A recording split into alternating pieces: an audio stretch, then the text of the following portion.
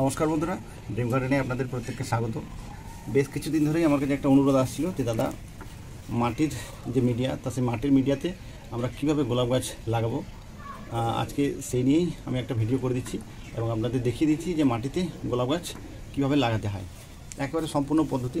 এছাড়া আজকের ভিডিওতে আরও যে বিষয়গুলো থাকছে না, 2 নম্বর যে টপিক সেটা হচ্ছে কীভাবে আমরা এই মাটির মিডিয়ার গোলাপ গাছে চা পাতা দেবো, অর্থাৎ এই যে ফেলে দেওয়া যে চা পাতা, তা সেই ফেলে দেওয়া চা পাতা ঠিক এরকমভাবে জমিয়ে রেখে কীভাবে এই চা পাতা গোলাপ গাছের গোড়াতে দিলে সেখান থেকে গোলাপ গাছের গ্রোথ এবং তার সঙ্গে সঙ্গে যে ফুলের পরিমাণ, তা কীভাবে এই সার প্রয়োগ করলে গোলাপ গাছের ফুলের পরিমাণ দ্বিগুণ হবে এবং গোলাপ গাছের যে হেলথ, ওভারঅল যে হেলথ, সেটা খুব ভালো হবে। এবং সবশেষে আরেকটা বিষয় আমি যেটা দেখাবো না, এই 2024-এ আমার যে গোলাপ বাগান, আমার যে ছাদ বাগান, তা সেই ছাদ বাগানের গোলাপ গাছ, তা সেই গোলাপ গাছে কী হারে ফুল ফুটেছে এবং ফুলের যে সাইজ, তা সেই ফুলের সাইজ আমি আপনাদের দেখাবো একেবারে শেষে। তো সেই জন্য ভিডিওটি ধৈর্য ধরে শেষ পর্যন্ত দেখুন। ভিডিওটি যদি ভালো লাগে অবশ্যই একটা লাইক করে দেবেন, চ্যানেলটিকে সাবস্ক্রাইব করে নেবেন এবং ভিডিওটি অন্যান্য বাগানের বন্ধুদের মধ্যে অবশ্যই শেয়ার করে নেবেন। সর্বপ্রথম টবটাকে দেখাই। দেখুন, এইটা একটা টবের মধ্যে একটা হোল। এবার এই হোলটাকে ঠিক একটা খোলা করছি, ঠিক এই যে বাঁকা যে অংশটা রয়েছে এইটাতে ঠিক এইরকমভাবে ঢাকা দিয়ে দেবো। এবং তারপর যেটা করতে হবে না, সেটা হচ্ছে এর মধ্যে যে জিনিসটা দিতে হবে সেটা হচ্ছে বালি। এই যে বালির একটা লেয়ার কিন্তু দিতে হবে, দেখে নেন ভালো করে। না, এই যে টবের মধ্যে যে ড্রেনেজ যে সিস্টেম, তা সেই ড্রেনেজ সিস্টেমটাকে ভালো করার জন্য কিন্তু এই একেবারে নিচের যে লেয়ার, তা সেই নিচের লেয়ারে কিন্তু এরকমভাবে বালি দিয়ে আমরা একটা লেয়ার করে নেবো। এবং এই বালি দিয়ে যদি লেয়ার করা যায় তাহলে পরে এই যে মাটির মিডিয়াতে যখন জল ফিল্টার হয়ে নিচ দিয়ে যখন আপনার বেরোবে ড্রেনেজ হোল দিয়ে, তখন কিন্তু কোনোদিনও আপনার এই ড্রেনেজের সমস্যা কোনোদিনও তৈরি হবে না। আচ্ছা, এরপর দেখাই। দেখুন, এরপরে আসি মিডিয়াতে। না, এই মাটি মিডিয়াতে যখন আমরা গোলাপ গাছ বসাবো, মাটি আমি অলরেডি তৈরি করে রেখেছি। এখানে আমার মাটির সঙ্গে আছে আপনার ভার্মি কম্পোস্ট, তার সঙ্গে হাড়গুঁড়ো, নিম খোল, সিং চাচা, এগুলো সব কিন্তু আমার অলরেডি মিক্স করে আমি এই মাটিটা তৈরি করে রেখেছি। তা আপনারা যারা মাটি তৈরি করবেন তাদের আমি বলে দিই না, 50% নেবেন আপনার গার্ডেন সয়েল। আচ্ছা, এরপরে আপনি 30% নেবেন যে কোনো ধরনের কম্পোস্ট, সেটা গোবর সার বা ভার্মি কম্পোস্ট, যে কোনো একটা কম্পোস্ট নিয়ে নেবেন। আচ্ছা, এরপর বাদবাকি যে 20%, ওই 20%-এর মধ্যে থাকবে আপনার হাড়গুঁড়ো, আচ্ছা নিম খোল, আচ্ছা তারপরে আপনার সর্ষের খোল, এবং সবশেষে যেটা থাকবে সেটা হচ্ছে সিং চাচা বা সিংকুচি, যেটা সেটা।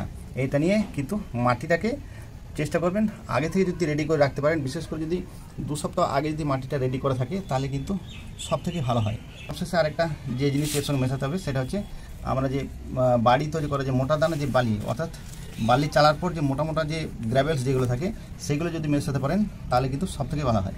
তো যাই হোক, এবার এই মাটি দিয়ে কিন্তু আমি এই গাছ বসাবো, দেখিয়ে দিই।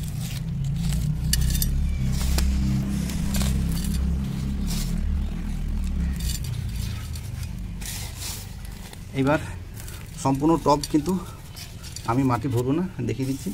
এই হচ্ছে গাছ, এই গাছের এরকমভাবে কেটে নিয়ে দেখুন, মাটির মিডিয়ার গাছের ক্ষেত্রে কিন্তু যে বসানোর যে নিয়ম যেটা না, সেটা হচ্ছে আপনার এই মাটির মিডিয়ার গাছে কিন্তু এই যে রুট বল যেটা, তা এই রুট বলটা কিন্তু আমরা ভাঙবো না। আমরা কী করবো, এই তলার যে মাটি, তা এই তলার মাটির কিছুটা অংশ আমরা এই ঠিক এরকমভাবে ছাড়িয়ে নেবো, কিন্তু কখনোই এই রুট বলটাকে কিন্তু ডিস্টার্ব করা যাবে না।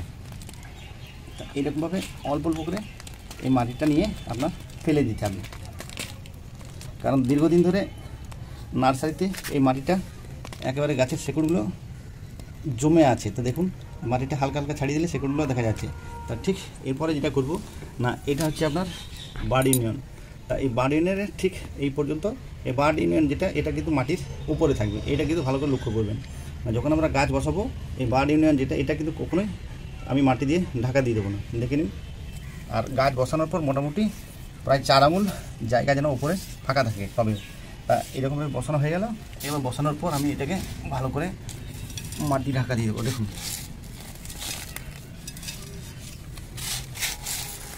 একেবারে সহজ একটা পদ্ধতি। এই পদ্ধতি মেনে গাছ বসালে কিন্তু গাছের গ্রোথ খুব ভালো হবে এবং পরবর্তীতে এই গাছ থেকে যে সমস্ত অ্যালাডাল যেগুলো বেরিয়ে আসে, তো সেই অ্যালাডাল চিনতে আমাদের সুবিধা হবে। কারণ আপনাকে যে জায়গাটা দেখালাম আপনাদের, যে বার্ড ইউনিয়ন যেটা, তা সেই বার্ড ইউনিয়নের নিচের থেকে যে সমস্ত ডালপালা বেরিয়ে আসে, অ্যাকচুয়ালি সেগুলোই কিন্তু আপনার অ্যালাডাল। এবং পরবর্তীতে ওই অ্যালাডাল কিন্তু পুরোপুরি 7 পাতা হয় এবং ওই এলা ডাল থেকে কিন্তু কোনো রকম কোনো ফুল পাওয়া যায় না। তো দেখে নিন, ঠিক এরকমভাবে আমার কিন্তু বাড়ি নেটটাকে আমি উপরে রেখে ঠিক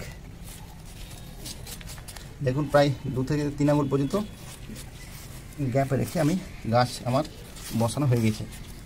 এরপর মাটির মিডিয়াতে গাছ বসানোর পর আরেকটা জিনিস যেটা করতে হবে না, গাছ লাগানোর পর এই গাছে যে সমস্ত ফুল বা কুড়ি যেগুলো থাকবে না, শুরুর দিকে কিন্তু এই গাছের র্যাপিড গ্রোথের জন্য কিন্তু এই সমস্ত ফুল আমাদেরকে পুরো কেটে বাদ দিয়ে দিতে হবে। দেখায় এই ফুল কিন্তু গাছের মধ্যে রাখলে হবে না, কারণ এই ফুল যদি গাছে রাখা যায় তাহলে কিন্তু গাছের গ্রোথ পুরোপুরি হ্যাম্পার হয়ে যাবে, গাছের গ্রোথ হবে না এবং তুলনামূলকভাবে কিন্তু ওভারঅল যে কন্ডিশান এই কন্ডিশানটাও কিন্তু খারাপ হয়ে যাবে।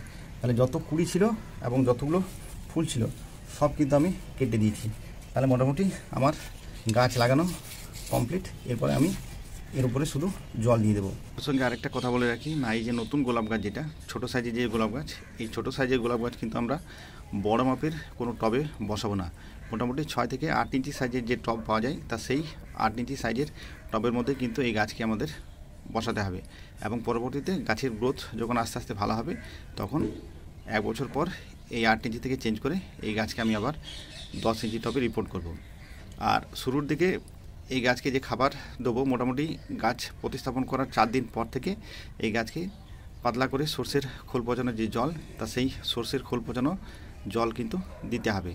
আর আরেকটা জিনিস যেটা খেয়াল রাখতে হবে সেটা হচ্ছে কিন্তু নিয়ম করে দুবেলা সকালবেলা এবং বিকালের দিকে এই দুবেলা কিন্তু এই গাছকে জল স্প্রে করতে হবে, তাহলে পরে কিন্তু এই গাছের গ্রোথ খুব সুন্দর হবে।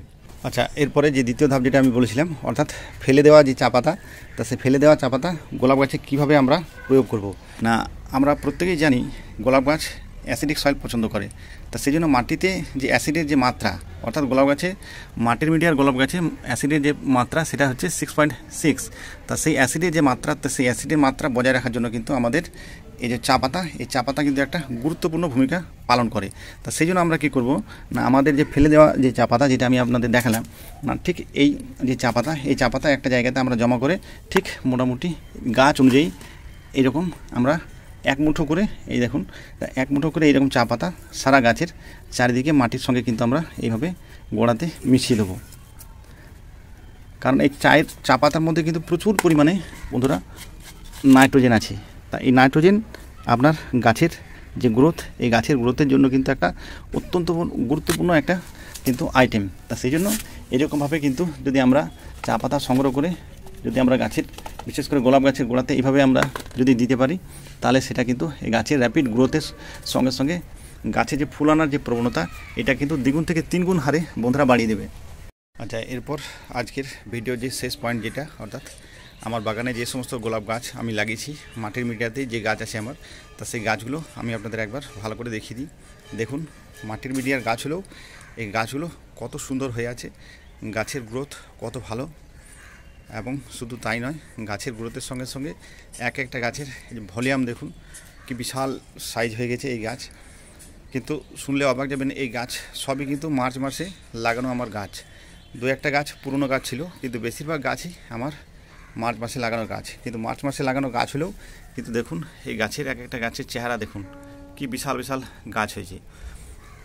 তা সেই জন্য কিন্তু মাটির মিডিয়াতেও বন্ধুরা খুব ভালো গোলাপ গাছ করা যায়, কিন্তু এই গোলাপ গাছ করতে গেলে আমাদের একটা নির্দিষ্ট সিস্টেমের মধ্যে দিয়ে কিন্তু আমাদেরকে যেতে হবে। আর এই গোলাপ গাছে কিন্তু তুলনামূলকভাবে আপনার রাসায়নিক খাবারের থেকে অর্গানিক খাবারও কিন্তু খুব ভালো কিন্তু ফল পাওয়া যায়। দেখুন আমার যে গোলাপ বাগানের যে ফুল আমি আপনাদের দেখাই, কি সুন্দর সুন্দর ফুল হয়েছে। এবং এদিকে আসুন দেখুন এই যে ফুলটা দেখায়, কি বিরাট বড় সাইজের ফুল, একেবারে রীতিমতো পদ্ম ফুলের মতো কিন্তু ফুল। দেখুন কত সুন্দর পাপড়ি। তাই এগুলো কিন্তু সব আমার যতগুলো গাছ আছে এই সব কিন্তু আমার মাটির মিডিয়াতে লাগানো গাছ। এবং দেখুন কত অসংখ্য কুড়ি এসেছে, গাছের সাইজ দেখুন কি বড় বড় সাইজের গাছ। সেই জন্য মাটির মিডিয়ার তো বন্ধুরা খুব ভালো গোলাপ গাছ করা যায়।